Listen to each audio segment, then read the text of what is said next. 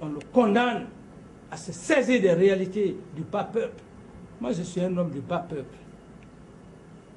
Je suis un homme du bas peuple. Le bas peuple. Vous savez, le bas peuple, qu'est-ce que ça signifie? Je ne suis pas un homme riche. Je n'ai pas une famille riche. Je suis né dans une case. Dans une case, moi. Je suis né dans une case. Faire rupture au point de vue coopération militaire, c'est la France qui est perdante. Ce n'est pas la Guinée. La France n'a pas le droit, quels que soient les problèmes, la France doit être le premier pays dans le monde. Parce que la France nous connaît mieux par rapport aux autres puissances. Puisque c'est la langue de Molière que je parle avec vous. Est-ce que c'est ma langue que je parle? C'est la langue de Molière. Donc, la France, quoi que les choses se passent, elle est indissociable. Nos relations sont indissociables. Nous sommes tenus obligés de vivre ensemble. Il ne serait-ce que la mondialisation et les relations historiques. Dans les annales de l'histoire politique de la Guinée, le nom de Moussa Dadis Camara résonne comme une période tumultueuse marquée par l'espoir, la controverse et la tragédie. Moussa Dadis Camara a émergé sur la scène nationale comme un officier de l'armée, avec un rêve de changement et de réformes pour son pays. En décembre 2008, suite à un coup d'État qui renversa le président Lassana Conté, Moussa Dadis Camara prit les rênes du pouvoir, proclamant un engagement ferme envers la démocratie et la lutte contre la corruption endémique qui rongeait le tissu socio-économique de la Guinée. Sa montée au pouvoir a suscité un espoir généralisé parmi les Guinéens désireux de voir émerger une nouvelle ère dans leur pays. Pourtant, cette lueur d'espoir a rapidement été assombrie par les actions controversées de Camara et de son régime. Sous sa direction, la Guinée a été témoin d'une répression brutale de l'opposition politique et de manifestations pacifiques ainsi que de violations flagrantes des droits de l'homme. L'incident le plus notoire reste le massacre du 28 septembre 2009 au stade de Conakry, où des forces de sécurité ont ouvert le feu sur des manifestants faisant des centaines de morts et de blessés. La communauté internationale a rapidement condamné ces actes et la pression internationale a finalement contraint Moussa Dadis Camara à quitter le pouvoir en janvier 2010 après avoir été victime d'une tentative d'assassinat par un de ses proches. Cet événement tragique a marqué la fin de son règne controversé, mais son impact sur la Guinée et sa population perdure jusqu'à ce jour. Aujourd'hui, nous parlerons de l'histoire d'un homme dont le nom reste associé à une période sombre de l'histoire guinéenne, rappelant les dangers d'un leadership autoritaire et les conséquences dévastatrices de la violence politique.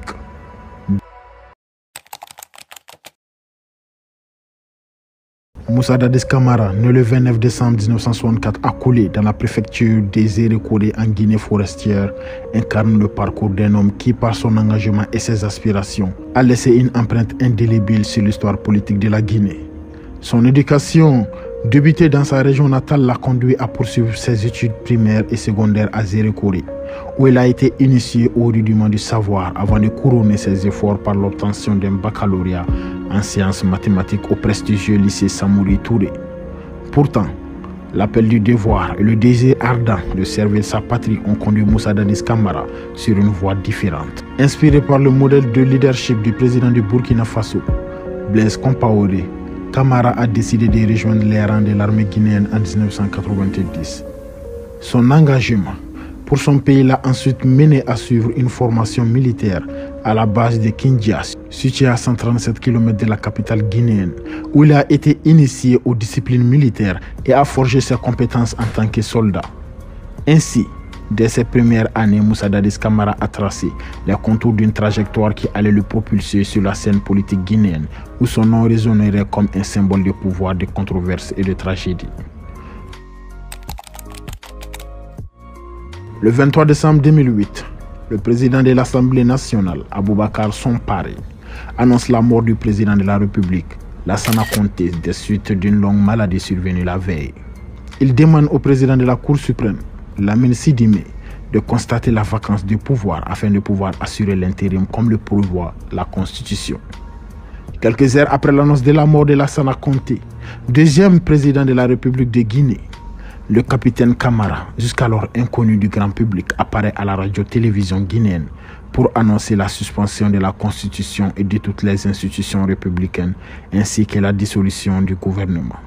Il prononce un discours à caractère social, dénonçant le désespoir profond du peuple de Guinée, la complicité des dignitaires du pouvoir dans le pillage des ressources du pays et leur incapacité à fournir à la population les services de base.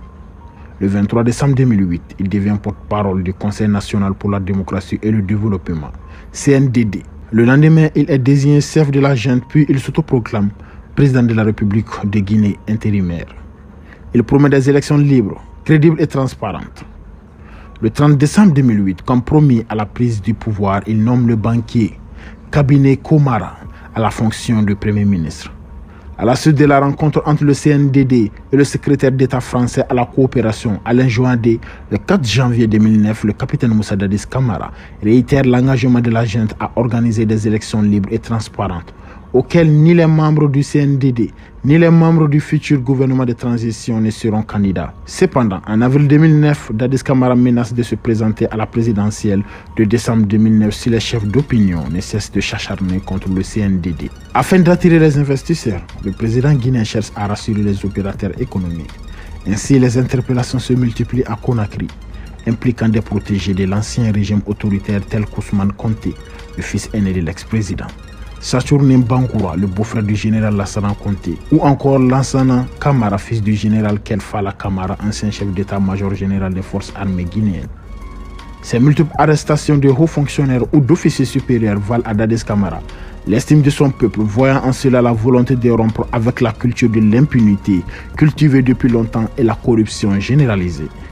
La lutte contre les narcotrafiquants sera médiatisée avec des procès télévisés, plus tard appelé Dadis Show, contribuant à la propagande du CNDD. À son arrivée au pouvoir, la Guinée, selon les populations, était considérée comme l'une des plus grandes plaques tournantes de la drogue de la sous-région ouest africaine. Dadis Camara explique que la drogue cause un énorme préjudice non seulement au peuple guinéen mais à tous les opérateurs économiques. C'est pourquoi il a décidé de la combattre pour redorer l'image de marque de son pays.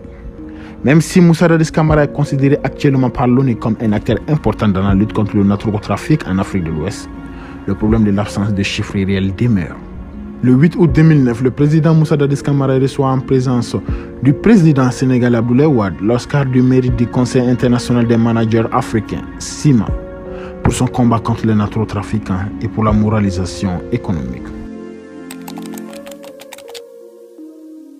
Le 28 septembre 2009, à la suite d'un meeting organisé dans l'enceinte du plus grand stade de Conakry, l'armée guinéenne tire à balles réelles sur les manifestants, occasionnant 157 morts selon les ONG qui font aussi état de milliers de blessés et de nombreux viols. La communauté internationale a fermement condamné cette violente répression. Et le président Camara explique cet événement par l'indiscipline de ses forces armées et déplore le décès de ceux qui l'ont amené au pouvoir. Ce massacre engendre la démission du porte-parole du gouvernement et des ministres de l'Agriculture et de la fonction publique fait sans précédent en Guinée. La France, par la voix de Bernard Kouchner, décide de suspendre sa coopération militaire avec le CNDD et demande conjointement avec les États-Unis une enquête internationale. La Cour pénale internationale, CPI, donne une suite favorable à cette requête et la France appelle ses 2500 ressortissants à quitter la Guinée en raison de la détérioration de la situation. L'International Crisis Group met de son côté en garde contre une guerre civile qui pourrait déstabiliser l'Afrique de l'Ouest s'il n'est pas mis rapidement fin au régime militaire. Devant les pressions internationales, Moussa Dadis Camara affirme le 17 octobre 2009 n'avoir peur de rien. À la suite du massacre du 28 septembre, des dissensions apparaissent au sein du CNDD. Le général Sekouba Konaté, alors général de brigade et ministre de la Défense numéro 2 du Conseil national pour la démocratie et le développement CNDD, essaye de faire arrêter Aboubakar Toumba Diakité, responsable du massacre. Mais il en aurait été empêché par Moussa Dadis Camara lui-même. Sous la pression de l'enquête internationale, Dadis Camara semble se désolidariser des responsables des violences. Toumba Kata lui accuse Dadis Camara d'avoir commandité les massacres et d'avoir voulu lui jeter la responsabilité, affirmant avoir aidé des opposants à échapper aux violences. Le 3 décembre 2009, Moussa Dadis Camara se rend au camp militaire Koundara, base de son aide de camp et chef de la garde présidentielle, Aboubakar Sidiki Diakité. Celui-ci tire sur Dadis Camara, le blessant à la tête et au cou. Le chef de l'État est transféré le lendemain à Rabat, au Maroc, afin d'y être hospitalisé dans une situation difficile mais pas désespérée. L'intérim est assuré par le numéro 2 de la junte, le général Ségouba Konaté. Une récompense de 200 millions de francs guinéens, en plus d'une villa, est promise à qui retrouvera Aboubakar Diakité ou donnera des informations pouvant le localiser. Le 12 janvier 2010, à la surprise générale, Moussa Dadis Camara quitte le Maroc, où il était hospitalisé depuis le 4 décembre pour Ouagadougou, Burkina Faso. Ses partisans en Guinée appellent alors à son maintien au pouvoir et des rassemblements en son soutien s'organisent. Toujours président de la République, Moussa Dadis Camara est rejoint par le président intérimaire, Ségouba Konaté, en vue de négociations sous l'égide de Blaise Compaoré. Un accord est trouvé le 15 janvier et Camara renonce au pouvoir officiellement pour des raisons de santé. Au Burkina Faso, Moussa Dadis Camara s'est converti au christianisme en 2010 et change son nom à Moïse Dadis Camara.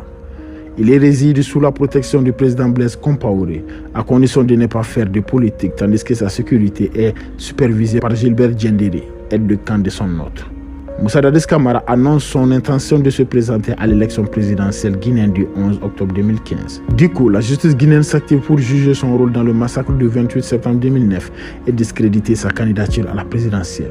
Il inculpe le 8 juillet 2015 des chefs d'accusation suivants: complicité d'assassinat, séquestration, viol, coups et blessures. Le 14 août 2015, Dadis Camara achète un billet pour rentrer en Guinée, mais il renonce après avoir été averti que les États guinéens et ivoiriens s'y opposeraient. Le 26 août, il prend finalement l'avion pour Conakry, mais le vol est dérouté à Accra. Alpha Condé aurait appelé en urgence le président ivoirien Alassane Ouattara pour lui demander de bloquer l'arrivée de Dadis Camara.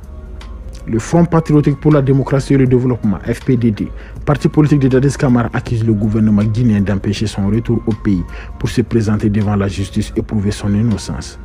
Depuis septembre 2015, la Cour constitutionnelle ne retient pas la candidature de Dadis Camara à la présidentielle et il se retire de son parti. Le 22 décembre 2021, Moussa Dadis Camara rentre en Guinée par l'aéroport international Ahmed Sékou Touré, Bible et Coran à la main. En référence à sa mise en examen pour le massacre de 2009, il indique se mettre à la disposition de la justice car personne n'est au-dessus de la loi. À la veille du procès des massacres du 28 septembre, Moussa Dadis Camara est placé sous mandat de dépôt et déféré à la maison centrale de Conakry. Moussa Dadis Camara se présente face au tribunal pour se défendre et évoque d'emblée un complot contre lui, niant sa responsabilité dans les massacres du stade de Conakry datant du 28 septembre 2009. Il en profite aussi pour charger encore Toumba Diakité qu'il estime être à l'origine des massacres. Le 4 novembre 2023, à l'aube, il s'évade de la plus grande prison de Conakry grâce à un commando armé qui libère également 3 autres anciens responsables du gouvernement. L'attaque cause 9 morts dans le processus, 4 membres des forces de sécurité, 3 assaillants de civils. Dadis Camara et 2 autres détenus sont recapturés le jour même. Jusqu'à présent, il demeure en prison en attendant son procès final. C'est la fin de notre vidéo et merci. À la prochaine.